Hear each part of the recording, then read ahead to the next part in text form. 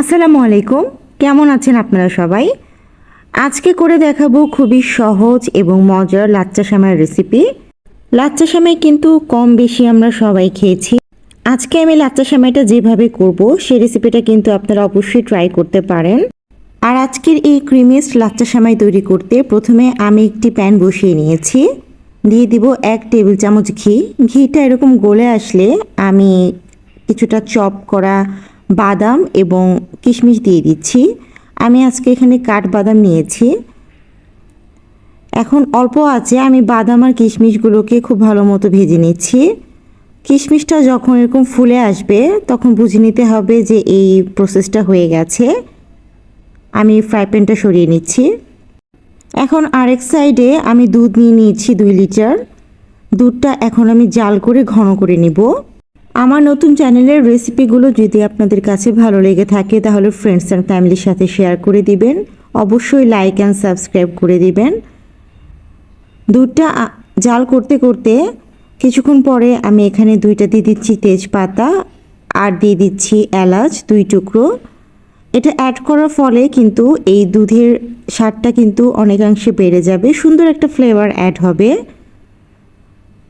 দুধে কিন্তু বলক চলে এসেছে, দেখতে পাচ্ছেন। আমি সাইড দিয়ে এভাবে ক্লিন করে দিচ্ছি।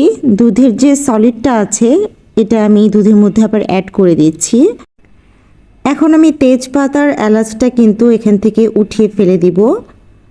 যতটুকু ফ্লেভার অ্যাড হওয়ার কথা অলরেডি হয়ে গেছে। দুধটা আমি জাল করে নিচ্ছি, দেখতেই পাচ্ছেন। এভাবে দুধটা আস্তে আস্তে ঘন হয়ে আসবে। আজকে আমি 2 লিটার দুধ দিয়ে এই সেমাইটা তৈরি করব। 2 লিটার দুধ জাল দিতে দিতে আমি এটাকে করে নিব 1 লিটারের কিছু বেশি।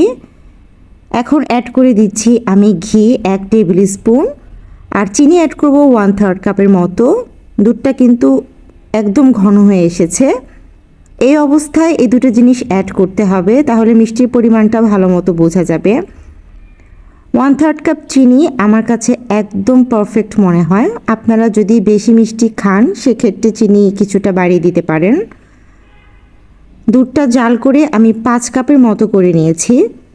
5 কাপের মানে হচ্ছে 1 লিটার থেকে কিছুটা বেশি।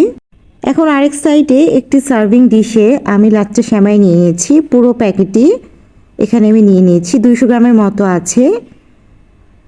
উপর দিয়ে আমি সেই ভেজে রাখা কাঠবাদাম আর কিশমিশটা দিয়ে দিচ্ছি।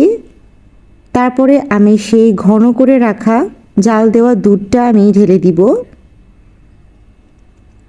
দুধটা কিন্তু গরম অবস্থায় ঢালতে হবে। জাস্ট আমি চুলো থেকে নামিয়ে 10 মিনিটের জন্য রেখে দিয়েছিলাম, তারপর আমি দুধটা ঢেলে দিচ্ছি। সাথে সাথে কিন্তু লাচ্চা সেমাইটা সেট হয়ে যাবে না, এটাকে আমি পুরোপুরি ঠান্ডা করে 2 ঘন্টার জন্য ফ্রিজে রেখে দিব। 2 ঘন্টা পর আমি ফ্রিজ থেকে বের করে নিয়েছি। দেখতেই পাচ্ছেন সেমাইটা একদম সেট হয়ে গেছে। উপরে আরও কিছুটা কিশমিশ আর কাঠবাদামের দিয়ে দিচ্ছি। লাচ্চা সেমাই এভাবে তৈরি করলে আমার কাছে খুবই ইয়াম্মি লাগে খেতে। রেসিপিটি কেমন হলো আমাকে অবশ্যই জানাবেন। আমার ফেসবুক পেজটিকে ফলো করে রাখবেন, ফ্রেন্ডস অ্যান্ড ফ্যামিলির সাথে শেয়ার করে দিবেন। আর অবশ্যই আমার জন্য অনেক দোয়া করবেন।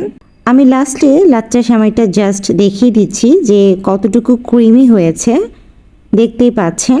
কেমন লাগলো আমাকে জানাবেন। আসসালামু আলাইকুম।